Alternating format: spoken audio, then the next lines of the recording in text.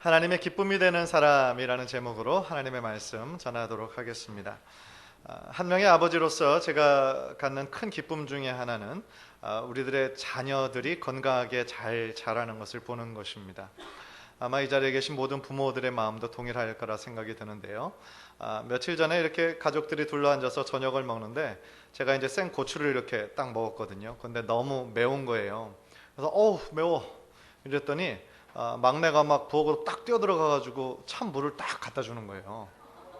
기쁘더라고요. 예.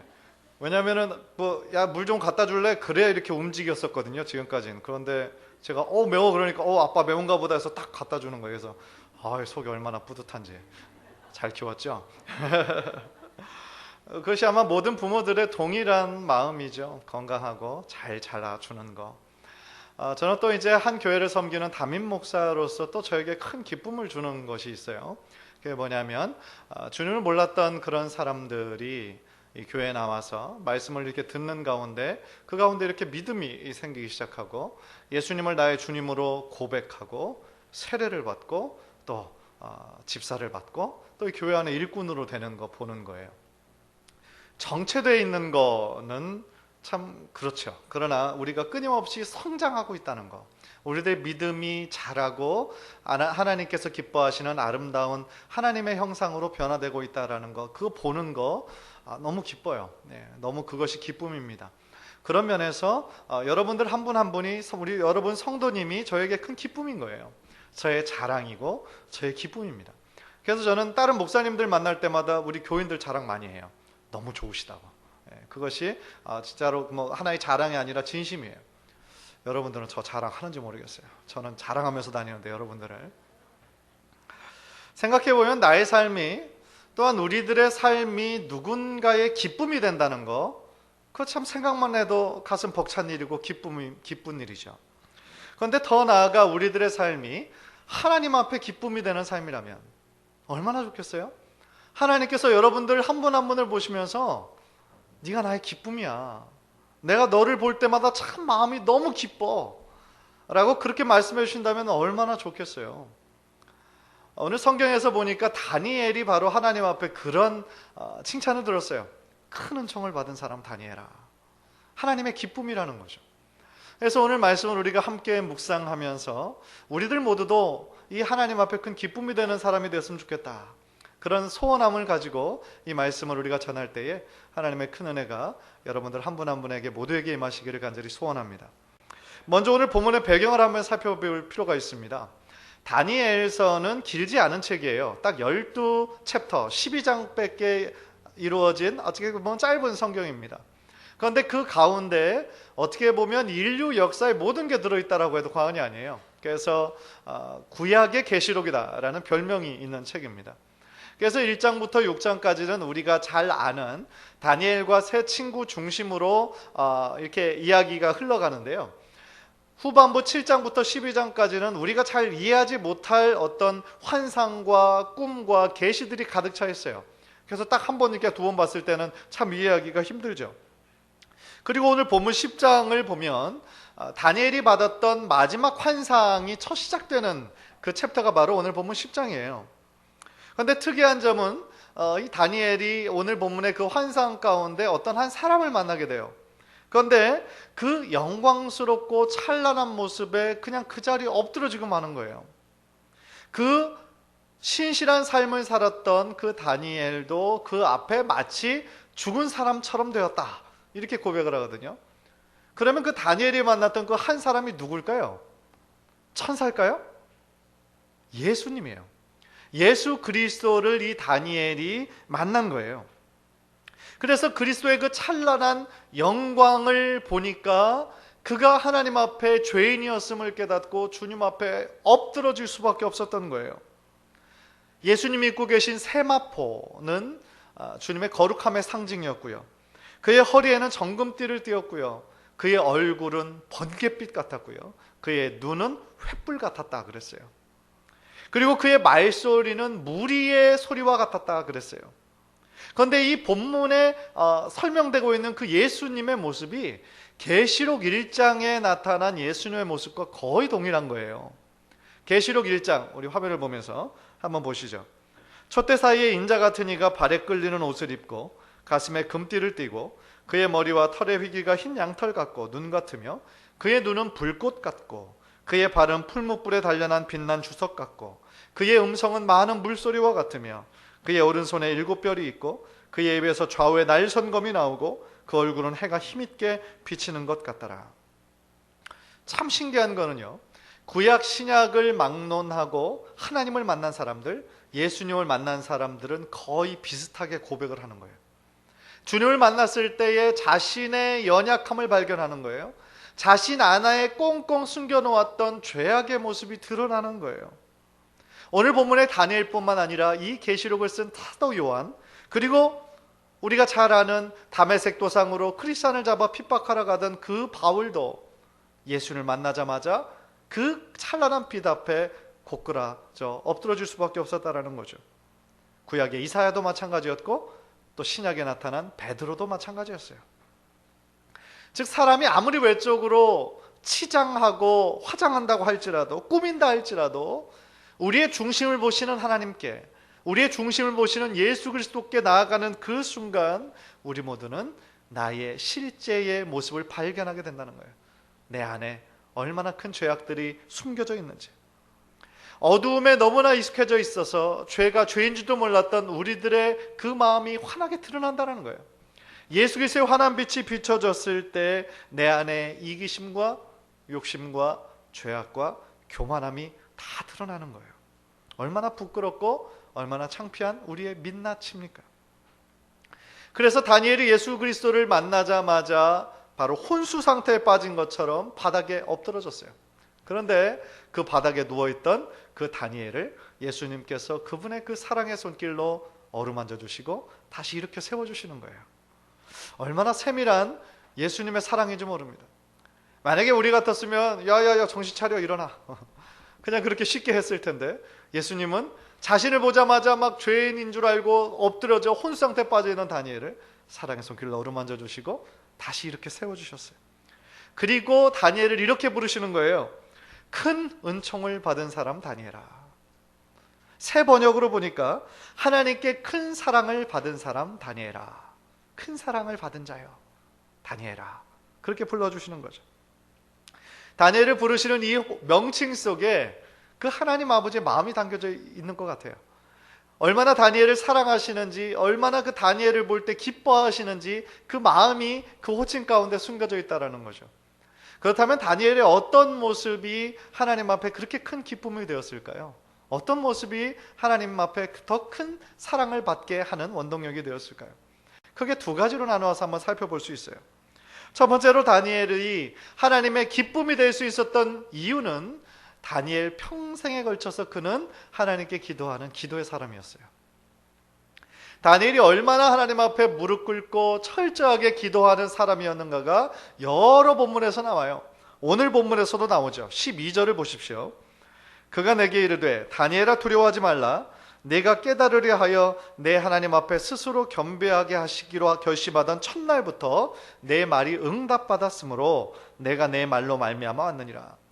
이 구절에서 다니엘이 하나님께 기도했다라고 하는 직접적인 언급은 없지만 다니엘이 그렇게 겸손한 마음으로 하나님께 결심해 시작한 그때 응답이 되었다라는 얘기는 기도했다는 얘기예요.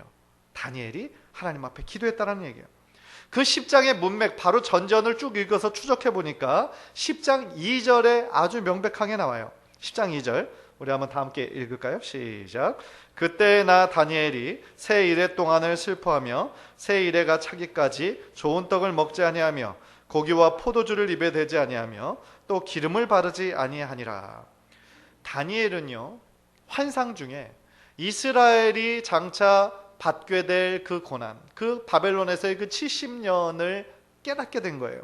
그러면서 하나님 앞에 눈물로 기도할 수밖에 없었던 거예요. 그래서 새 이레 동안 3 weeks, 3주 동안이나 금식하면서 하나님께 간절히 기도한 것입니다. 저는 이 구절에서요 다니엘이 얼마나 자신의 나라와 자신의 민족을 사랑하였는가라는 것을 절절히 느낄 수 있어요.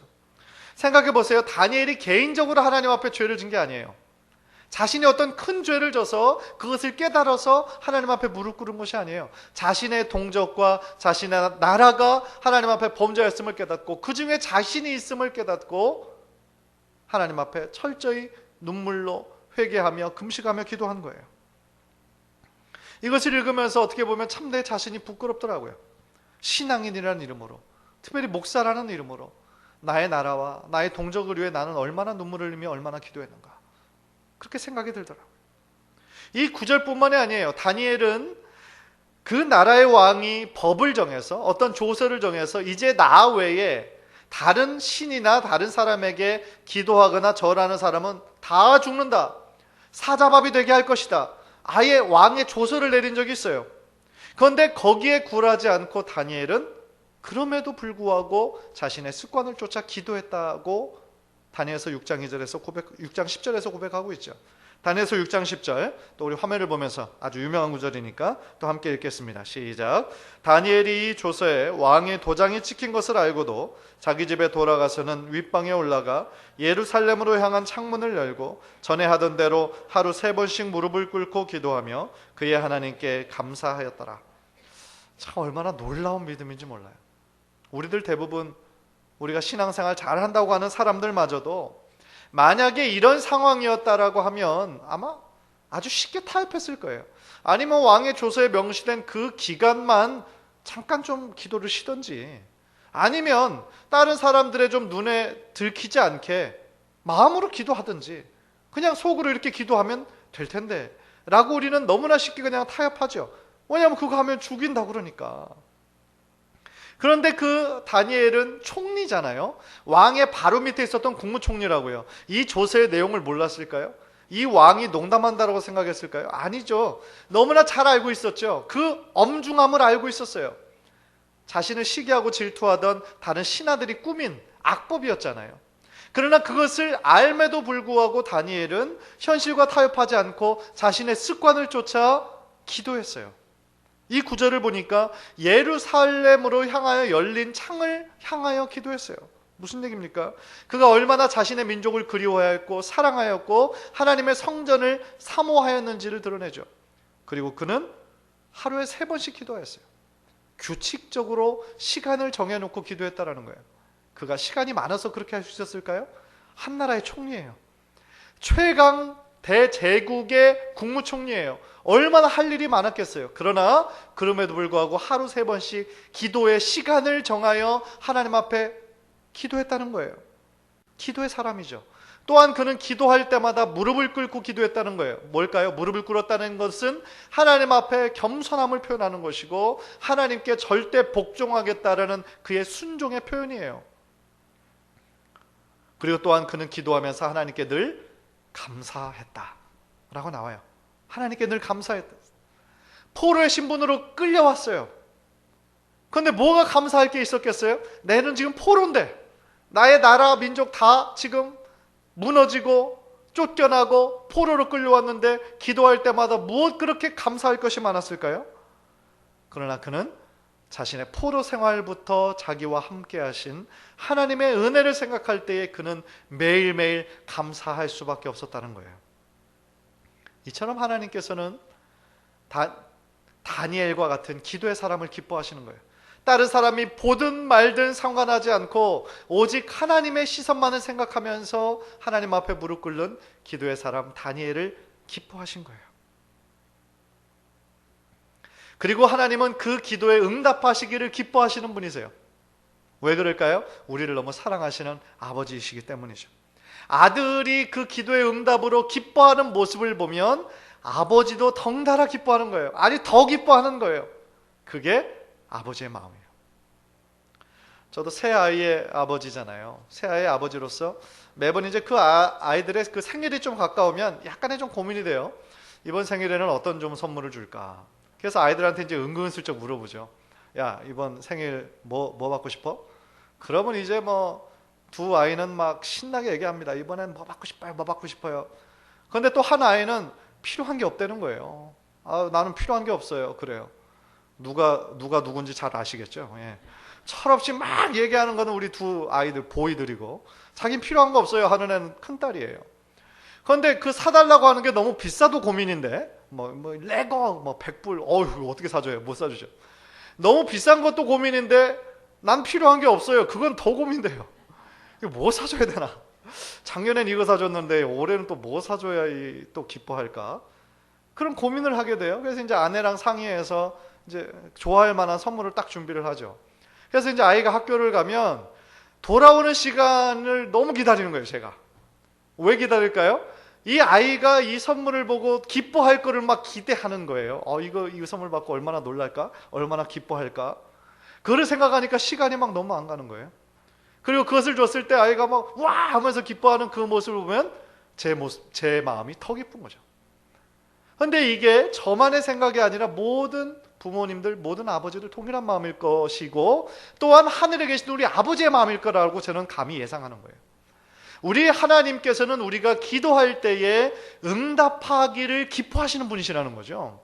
이미 우리들에게 주실 것을 다 가지고 계세요. 그 축복과 선물을 다 예비하고 계세요. 그래서 우리가 기도할 때 그것을 주기를 원하세요. 우리가 그것을 받고 기뻐하는 모습을 보면서 더 기뻐하시는 것이 바로 우리 하나님이시라는 거죠. 그래서 다니엘이 그렇게 기도하였을 때 하나님께서는 놀랍게도 그 즉시 응답하신 거예요. 10장 12절에서 예수님께서 뭐라고 말씀하십니까? 네가 기도하던 첫날부터 내 기도가 응답되었다 그랬어요.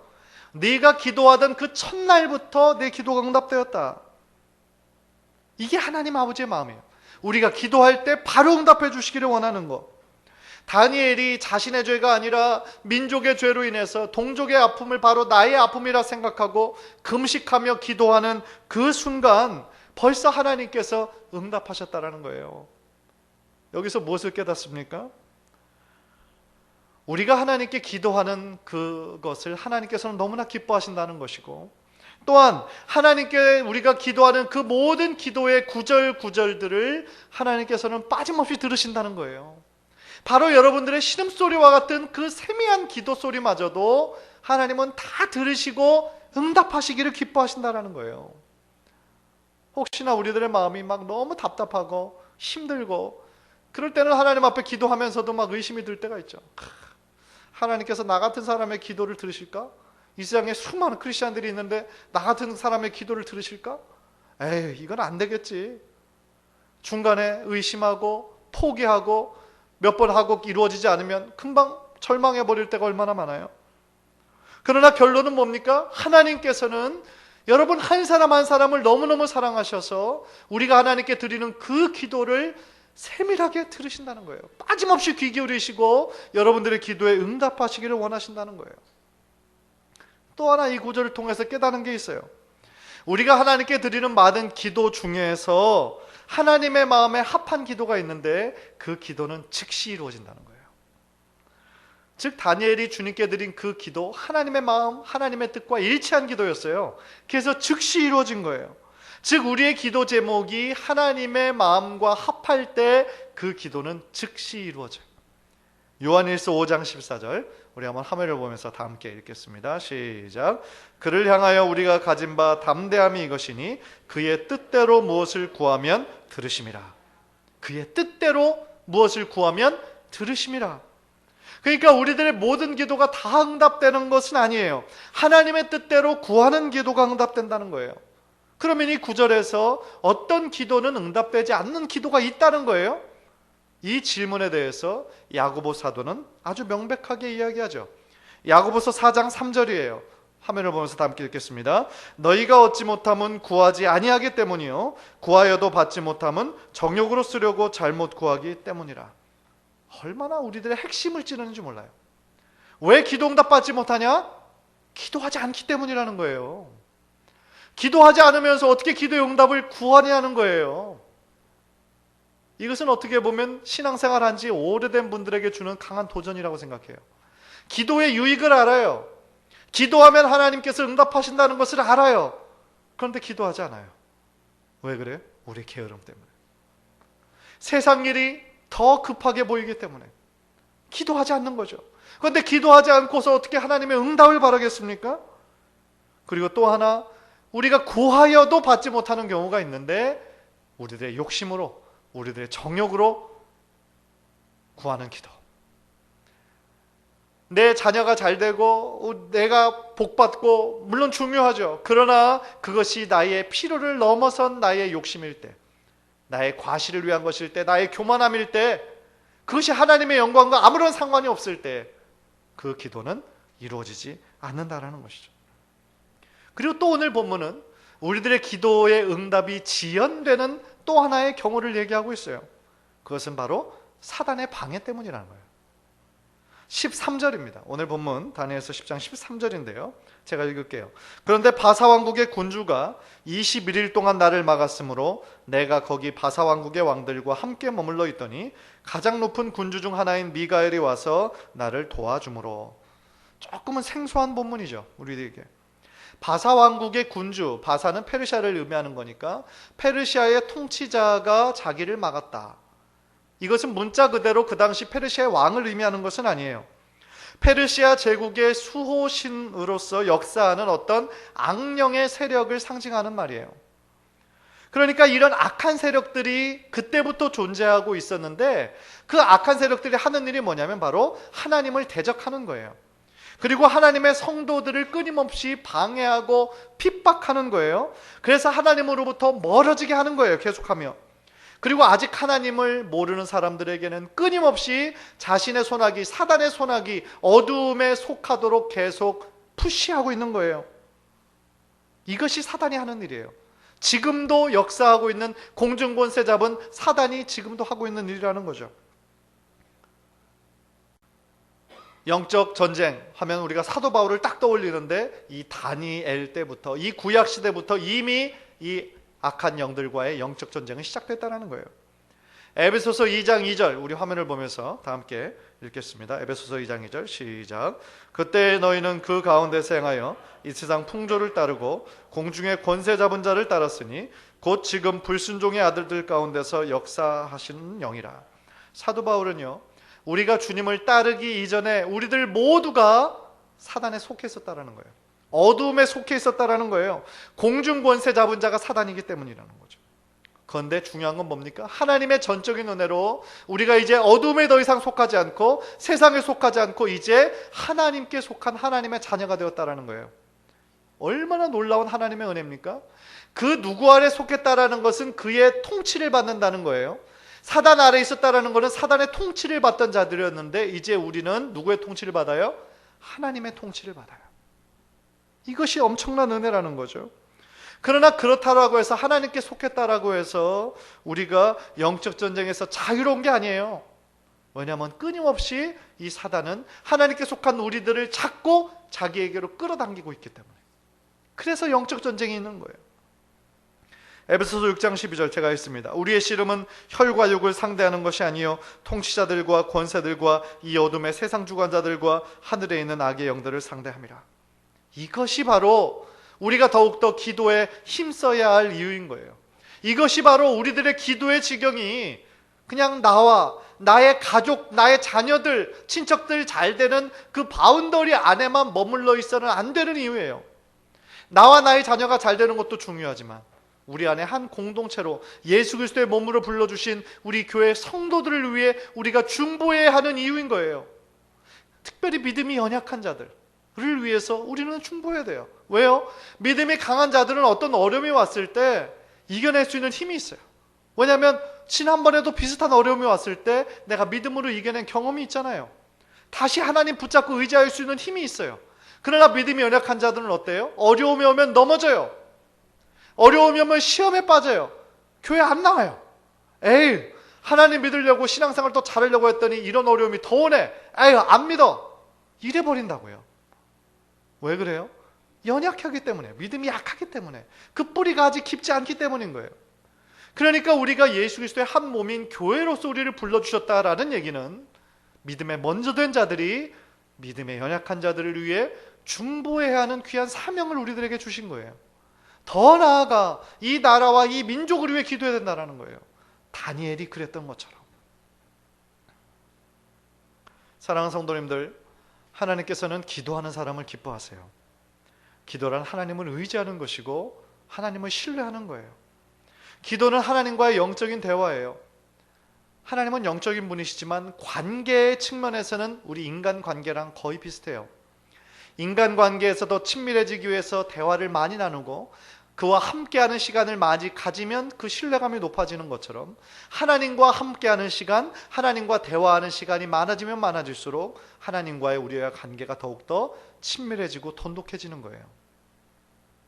하나님은 여러분을 너무 사랑하시기 때문에 여러분들과 더 많은 대화를 나누기를 원하세요.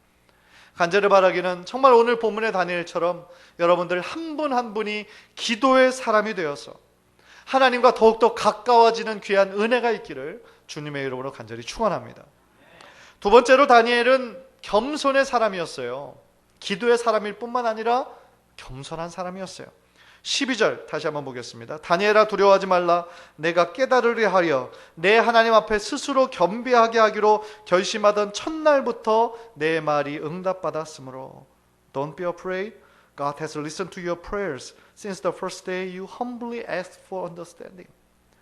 첫날부터 주님 앞에 humbly 겸손한 마음으로 그의 무릎을 꿇고 마음을 꿇고 하나님께 기도하던 첫날부터 your prayer answered 라고 말씀하시는 거죠. 다니엘은 참 겸손한 사람이었어요. 다니엘의 기도에서는 그의 겸손한 모습이 그대로 드러나 있어요. 그는 늘 겸손한 마음으로 하나님을 찾았고 하나님께 무릎을 꿇는 삶을 살았어요. 사실 하나님을 의지하는 삶은 바로 결국 겸손한 삶을 의미하는 거죠. 왜 그렇습니까? 지금까지 자기가 살아온 그 인생을 뒤돌아볼 때 자기 힘으로 된 것이 아님을 알기 때문이죠. 자기가 모든 것이 자신의 힘과 능력이 아니었음을 깨닫기 때문인 것이죠. 그가 포로의 신분으로 바벨론으로 끌려왔을 때 그에게 얼마나 힘든 일들이 많았겠어요. 목숨이 위태한 적도 많았어요. 정말 죽기 직전까지 간 적도 여러 번이 있었어요. 그런데 왕도 여러 번 바뀌었습니다. 최고 통치자, 대통령이 바뀌면 그 밑에 있던 신하들, 내각들 다 바뀌는 거 그게 상식이고 관례예요. 그런데 다니엘은 자신이 고위직으로 근무하는 동안 무려 5명의 왕이 바뀌었어요. 그런데 그때마다 다니엘은 끊임없이 고위직에 남아있을 수 있었어요. 심지어 나라가 바뀌었는데도 바벨론이 망하고 메데바사가 들어왔음에도 불구하고 나라가 바뀌었음에도 불구하고 다니엘은 여전히 그 자리에 머물 수 있었어요. 어떻게 그랬을까요? 뭐 줄을 잘 서서 권력에 아부해서 그랬을까요? 아니요. 그는 늘 겸손했기 때문에 주어진 일에 늘 최선을 다했고 성실한 사람이었기 때문에 가능했다라는 거죠. 결국 총리의 자리에 올라간 것도 그가 높은 자리에서 섬길 수 있었던 것도 자신의 노력과 자신의 힘이 아니라 자신의 지혜가 아니라 오직 하나님의 은혜였음을 알기 때문에 늘 겸손할 수 있었다라는 거죠. 다니엘서 2장 27절 28절을 보면 다니엘이 왕 앞에 대답하여 이르되 왕이 물으신 바 은밀한 것은 지혜자나 술객이나 박수나 점쟁이가 능히 왕께 보일 수 없으되 오직 은밀한 것을 나타내시리는 하늘에 계신 하나님이시라. 그 당시 바벨론의 그 느부갓네살 왕이 자기의 신하들, 점성술가들, 그런 어떤 꿈의 계시를 잘하는 그런 모든 그런 사람들에게 요구한 것이 있었죠. 자신의 꿈을 맞추고 그 꿈에 대한 해석을 해라. 그랬더니 갈대아인들, 점성술가들 다 하는 말이 뭡니까? 말씀하십시오. 그 꿈이 뭔지 말씀하시면 제가 해석해 드리겠습니다. 그런데 그 꿈을 어떻게 우리가 맞춥니까? 이것은 어떠한 신도 할 수 없는 일입니다. 그렇게 얘기를 하죠. 그런데 다니엘은 그 꿈을 해석하면서 이렇게 얘기를 하는 거죠. 오직 은밀한 것을 나타내시리는 하늘에 계신 하나님이십니다. 고백하는 거죠. 세상에 그 어떤 다른 신도 못하고 그 어떤 점쟁이나 점성술가도 못하는 그것을 하나님께서는 하실 수 있습니다. 그렇게 고백한 거예요. 이러한 고백, 이러한 신앙 고백이 있었기에 다니엘은 늘 겸손할 수 있었고 다니엘의 이 겸손함을 하나님께서 아셨기에 하나님께서 그를 사랑하시고 그를 기뻐하신 거예요. 그래서 그의 기도에 즉각적으로 응답하셨고 그의 평생을 지켜주신 거예요. 사랑하는 성도 여러분, 하나님의 기쁨이 되기를 원하십니까? 그렇다면 다니엘과 같이 겸손해야 합니다. 겸손의 사람이 되어야 합니다. 하나님께서 가장 싫어하는 사람의 부류가 바로 교만한 사람이에요. 교만한 사람. 하나님을 인정하지 않고 하나님의 은혜를 너무나 쉽게 망각하는 사람이에요. 자신의 힘과 노력으로 무엇이든지 다 이룰 수 있다고 생각하는 사람이에요. 그래서 자수성가하신 분들이 참 하나님 믿기가 힘들어요. 자신의 힘과 노력으로 다 이룰 수 있다고 생각하기 때문에. 자기 의가 특별히 강하신 분들이 있어요. 하나님 믿기 힘들어요. 너무 마음이 착한 사람도 하나님 믿기 힘들어요. 자신의 죄성, 자신의 약함을 인정하지 않기 때문에 그렇죠. 그러나 겸손한 사람은 어떤 사람입니까? 자신의 약함을 인정하는 사람이죠. 자신이 아무리 노력해도 한계가 있음을 깨닫는 사람인 거죠. 자신의 약함을 인정하고 대신에 하나님의 강함을 인정하는 사람이 바로 겸손한 사람인 거죠. 그래서 하나님께서 마음먹으실 때에 우리가 아무리 길을 열려고 해도 열리지 않다가 하나님께서 뜻하시면 바로 그 길이 열려버리는 거예요. 반대인 경우도 마찬가지죠. 하나님께서 길을 여시고자 할 때 어떤 사람도 어떤 환경도 그것을 막을 수가 없는 거예요. 왜요? 그 길을 여시는 분도 하나님이시고 그 길을 막으시는 분도 하나님이시기 때문에. 성 어거스틴이 우리들의 신앙생활에서 중요한 게 세 가지가 있는데, 첫째는 겸손이요, 둘째는 겸손이요, 셋째도 겸손이요 라고 얘기했어요. 우리들의 신앙생활에서 1, 2, 3, ABC 다 겸손이라는 거예요. 겸손이 우리들의 신앙생활에 가장 중요하다는 거예요. 신앙이 깊은 사람, 신앙이 좋은 사람은 어떤 사람이다? 겸손한 사람이다 라는 거죠. 사랑하는 성도 여러분, 하나님의 기쁨이 되는 사람은 기도하는 사람입니다. 하나님의 기쁨이 되는 사람은 겸손한 사람입니다. 이 점을 늘 기억하고 우리들의 매일매일의 삶 가운데 하나님을 의지하며 하나님 앞에 무릎을 꿇고 겸손한 마음으로 주님 앞에 나아가서 정말 하나님 앞에 네가 나의 기쁨이야, 내가 너를 볼 때 참 기뻐, 이런 칭찬을 들으시는 우리 성도님들 모두 되시기를 주님의 이름으로 간절히 축원합니다. 기도하겠습니다.